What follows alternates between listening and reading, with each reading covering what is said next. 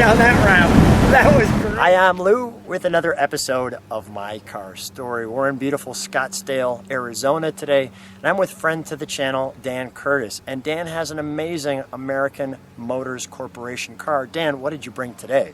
Thanks, Lou. Today we brought a Rebel machine, one of under 2,000 made in all different colors, and one of under 1,000 made in red, white, and blue. And it's the probably the single most outrageous car that AMC built in 1970, and we'd love to show everybody the car.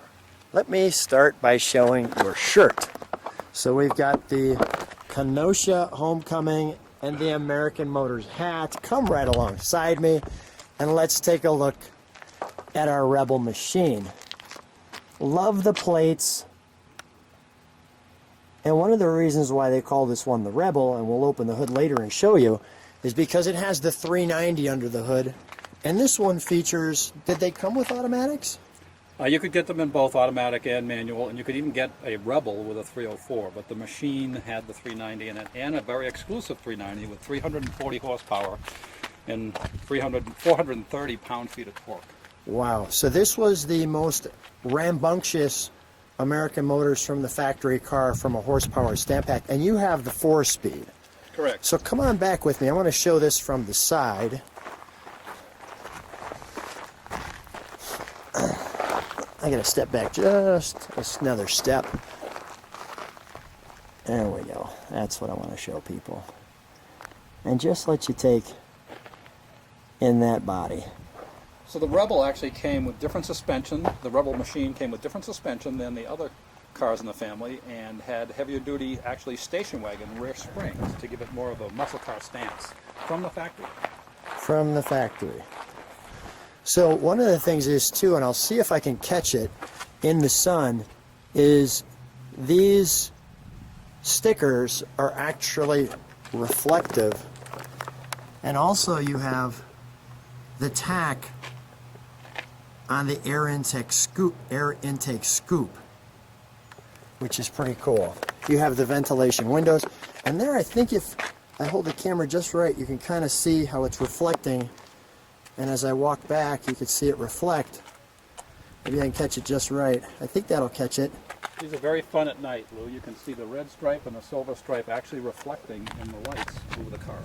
Now we just I introduced Dan to a car show that he wasn't familiar with. Let's open the hood while we have it in the sun. And it took us a while to get people away from the car so we can come film it for you, because they were just enamored with it.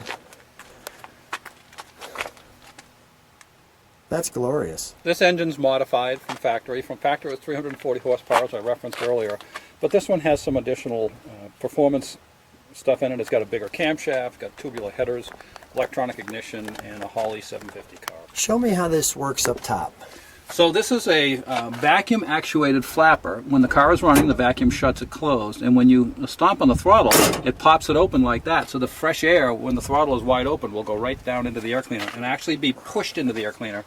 So they actually refer to it as a ram air induction system. Got it. So the hood snaps up against there. You take it this from rubber there gasket is removable, but it squeezes up against this black top piece, and that's where you get your air. Got it. Now there's one other thing I want to feature here, which is this little tag here. So these are the original valve covers. Share with me what the code designation means. So this car was made in January of 1970, and this engine, if you look at the 3, that stands for 1970. For whatever reason, AMC started counting in 67. So 3 plus 7 is would make it 1970. 01 is January. Y is the special engine that only came in the Rebel machine, and that stands for the 340 horsepower engine, and then 19 was the date the car was made. 19 was the car the date was made. So we have a little update, it looks like, to the ignition, but everything else looks just grand. While we have it this direction, let's start it. We'll let it idle. And since we have a little bit of darkness in the back, I'll have you step on the brakes. We'll listen to it idle, we'll give it a good rev.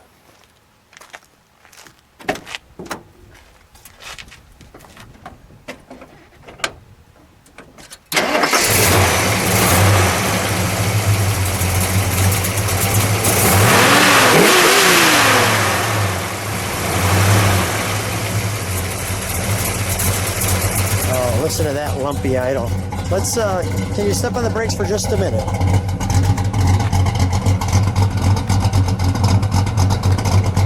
Let me just let it idle for a second.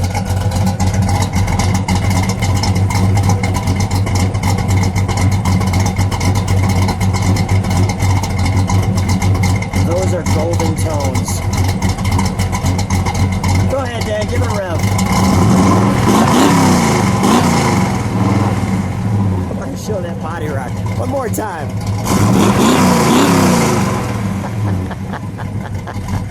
All right, we're going to turn it around for you so you can see the back end. Let me show this right here. There's where your gas goes in. I'm sure this loves that gas. We'll turn it around and show you the back end. So here we've turned it around, and we have the Rebel, the machine, back end. Quite the white back end. Great license plate, Rebel Machine Freedom. Rebel, as you can see, if I get that just right, the machine, you can see that kind of highlight. So when you're in the back and people have their lights on, you can see that. Dan, can we open the trunk? We have some trunk and treats for them. There you can see that reflecting. So share with me what we have. Obviously the trunk, but we've got this press information book. And let's start with these photographs.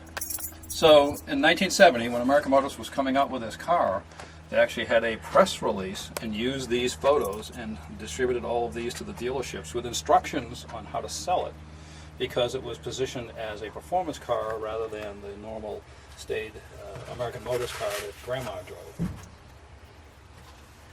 And so this is some of that press release information. In that press release, there's actually a reference to the NHRA, National Hot Rod Association, on how this car would be classified at the drag strip, which is kind of amusing as well. That's cool. All right, so let me get a little of that. Maybe got the sun just right. So I'll let people kind of take that in.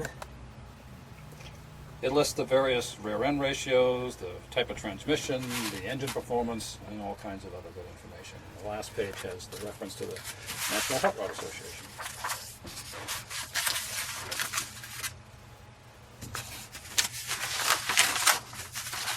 Get that so you can see it.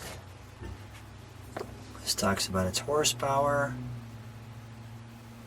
Increased horsepower to 340 is achieved with the modified intake and exhaust manifolds. Plus, they actually used the camshaft that they were going to be putting in the 401 in 1971. So we call that the Gen 2 camshaft. And these are all obviously the dimensions. As big as this car seems to us now, Lou, it was actually considered an intermediate car back in 1970. Wow. Tell me, this is an interesting one. Tell me about this. So this is the horsepower and torque ratings that this car had from the factory. And so the standard Javelin and AMX would have 325 horsepower, but they actually modified the intake manifold, as I referenced earlier, had a little bit different camshaft, and they increased the exhaust manifolds from 2 inches to 2 1/4, which resulted in an extra 15 horsepower that the machine had that no other American Motors car had. So the total was 340, which back in those days, that's a lot of horsepower. That's a lot of horsepower. From the factory. The way this one's set up, it's more up to around 410 to 420. That's great. Let's take a look at our interior. We can close that, may I? Sure. Thanks. We got the sun just right so you can continue to see those stripes. First of all, cool door handle here. Notice how that works. And we put it right in the sun for you. So tell me, this is kind of the big deal tag. Tell me what we have right here. Sure. So in 1970, the Highway Administration mandated that you have a door tag that stated when the car was made and what the VIN, vehicle identification number, was. But down here is the tag that really tells it all. In addition to the engine tag, which has the Y on it, signifying this 340 horsepower, this one has the very desirable 25A, which means that it was a red, white, and blue Rebel machine, and only the red, white, and blue Rebel machines had that. So there was under 1,000 of those. Wow, that's that's cool. All right, so we've got our door, all looks like vinyl door, very simplistic. Our natural piece there, but let me show you the instrumentation here. And while I'm here, I'll show you the buckets, and you'll notice between the buckets we have this red, white, and blue armrest. So you've got nice headrest, you've got your Rebel, and your red, white, and blue, and these are separated. If I could move that, you could see that this actually separates, so they're not connected to each other. So each person would have that separation. You're rated to American Motors as you sit in it.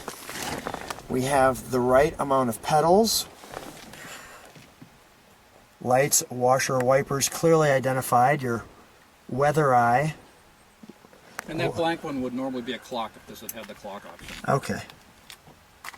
We have our 120-mile speedometer, and a little Corvette like back in the 60s where the tunes go up and down rather than side to side. The Hearst equipped, we've got a little modification there. And on the passenger side, the all-important The Machine. And reminding you this one, that's just reminding you what we have. What a great, unique, rare car, and in such great condition, so much fun. Dan, I think all we need to do is take them out for a ride. All right, Lou, you know I always enjoy taking you out and showing you what the American Motors cars can do. Sounds great. So I'm here with Dan and we're driving in the Rebel Machine. We're on the highway, as you can see, and literally just cruising along. So the Machine can be the cruiser and it can be the Bruiser. Yeah, so this is a very enjoyable car to drive, Lou. I wouldn't hesitate to drive this car across the country. It just cruises nice, it's comfortable, got lots of room. Probably not the best gas mileage you'll ever get, but certainly is a nice car to drive.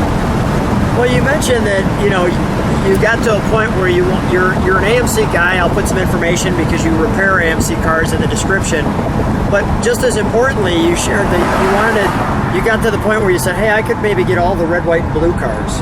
Yeah, so that's I don't believe anybody else has accomplished that, particularly because the fifth one, which is the most rare, is that Superstock AMX, which is currently under construction, and we should be able to video that one sometime next year. And that's a hard one to come by because they rarely, if ever, pop up for sale. So currently in that lineup, though, although you have that one, this was the last one to get. Correct. So I acquired the Superstock AMX about a year and a half before this one. So how does it feel driving this one? I love driving this car. This is my favorite car for driving, just from a pure pleasure of driving. It's effortless, plenty of power. Turn the key, it runs, it drives, always runs well. I haven't even changed the spark plugs in the thing in 3 years. It just runs great. Well, it's always a wonderful time getting to see you, and I know you drive all your cars. Congratulations on achieving the goal of getting all the red, white, and blue cars. And I know this one was the last one to achieve, but obviously one of the great accomplishment moments for you. Thanks, Lou. Always a pleasure. Thank you, having Dan. you around to take videos of the cars. Thank you.